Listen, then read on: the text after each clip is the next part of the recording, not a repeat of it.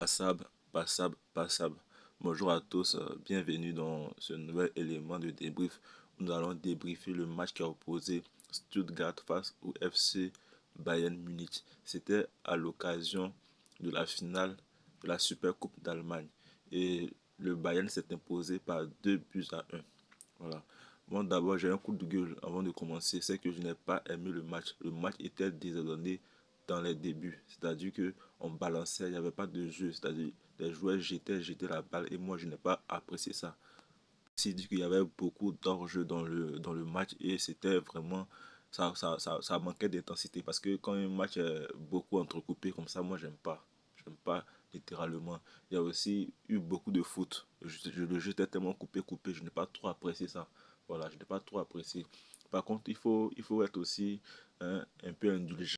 Le premier match de la saison et je suis très heureux pour l'équipe parce qu'on a remporté la victoire. Voilà, en soi avec un trophée, un deuxième trophée encore pour Henry Kane. Sans plus tarder, commençons par la compo. D'abord, le Ben a proposé une compo de 4-2-3-1.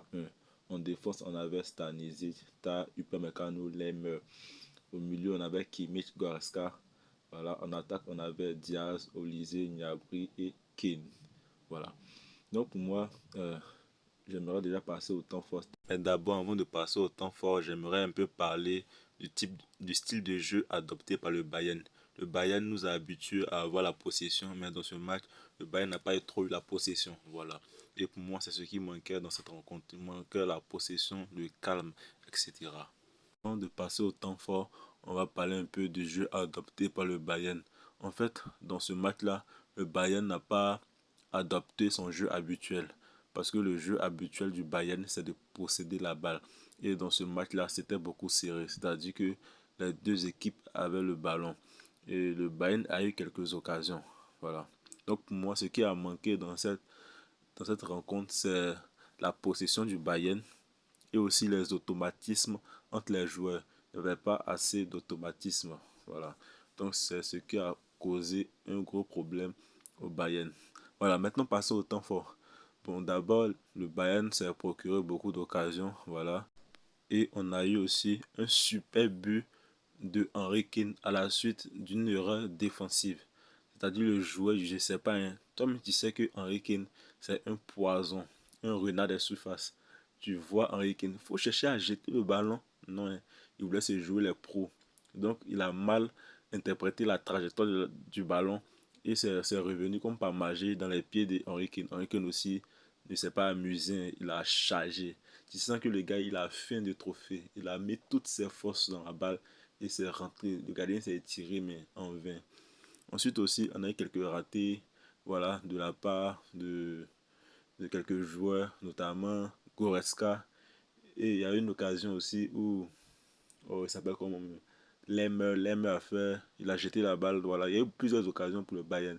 Aussi, il faut aussi noter, hein, les occasions aussi de Stuttgart. Stuttgart a eu quelques occasions parce que la défense montait très haut. Voilà, la défense était très très très haute. Et ça devient un peu problématique, comme je l'ai dit. Ils ont eu plusieurs occasions parce que la défense montait très haut.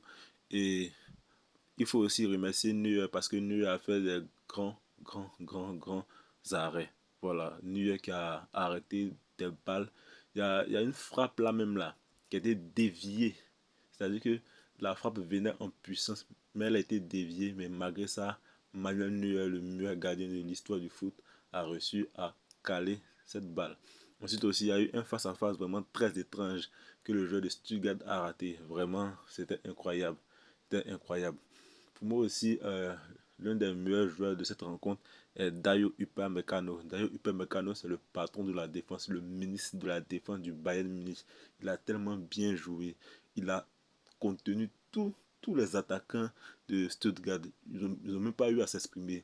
En tout cas, sa nouvelle coiffure là prouve à quel point il est enragé. J'ai beaucoup aimé son match et tout. Il y a aussi Jonathan Tah qui a été formidable. C'est vrai qu'on parle de Upamecano, voilà, mais il y a Jonathan Tah aussi qui a beaucoup assuré de son côté. J'ai aimé son match. En tout cas, la défense est bien débrouillée, mais seulement que la défense monte très très haut. Et quand c'est comme ça peut causer problème. Voilà, ça peut être problématique pour nous. face aux grandes équipes. Parce que c'est ce qui a fait que la saison passée, le FC Barcelone nous a mis 4 buts. Voilà, donc il faut essayer de revoir un peu cette défense haute. C'est vrai que c'est bon, voilà, pour le pressing et la possession, mais il faut essayer de trouver une solution, voilà, pour ne pas laisser trop d'espace. Parce que quand tu montes très haut, tu laisses beaucoup d'espace. Voilà. Ensuite, pour moi, le joueur qui a beaucoup dessus, il y a il s'appelle comment même? Serge Gnabry. Serge Gnabry, les gens ont dit, j'ai vu beaucoup de gens dire qu'il a fait un bon match, mais moi, pour moi, bon, c'est vrai, il a fait une passe D, mais il n'a pas fait un bon match pour moi. Voilà, il faisait trop d'erreurs, trop de déchets techniques. Bon, il faisait des passes en intercepteur, il faisait des mauvaises passes à sauter, tout ça. C'est vrai qu'il a fait une passe D, mais moi, je n'ai pas aimé son jeu. Gnabry, vraiment, on a trouvé un moyen pour se débarrasser de ce joueur. Ensuite, il y a Luis Diaz. Luis Diaz qui a été beaucoup critiqué. Par contre, les gens ont dit que, bon, il a marqué, mais il n'a pas été bien. Mais moi, je pense qu'il est mieux que Sané. Hein, voilà. Lui, au moins, il participe beaucoup au jeu. Bien vrai qu'il n'est pas.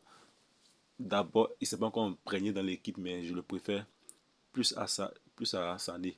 Voilà. Il y a aussi Harry Kane aussi qui a fait un bon match. Voilà. Voilà. Donc, pour moi, je suis aussi très content pour Harry Kane. Harry Kane qui vient de remporter son deuxième trophée collectif. Les gens ont dit, ah non, c'est un joueur maudit, mais je suis très content pour lui, pour avoir remporté ce trophée-là. Et je lui souhaite encore plusieurs d'autres trophées.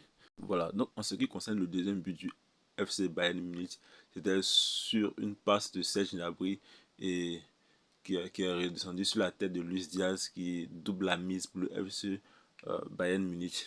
Et après, il y a eu aussi une autre occasion pour Stuttgart, voilà, toute fin de rencontre qui ont réduit la marque, mais c'était déjà trop tard. Voilà, il y a Luis Diaz, quand il a marqué, il a rendu un hommage à Diogo Jota, voilà, un bel hommage, vu que c'était son coéquipier, voilà, à Liverpool.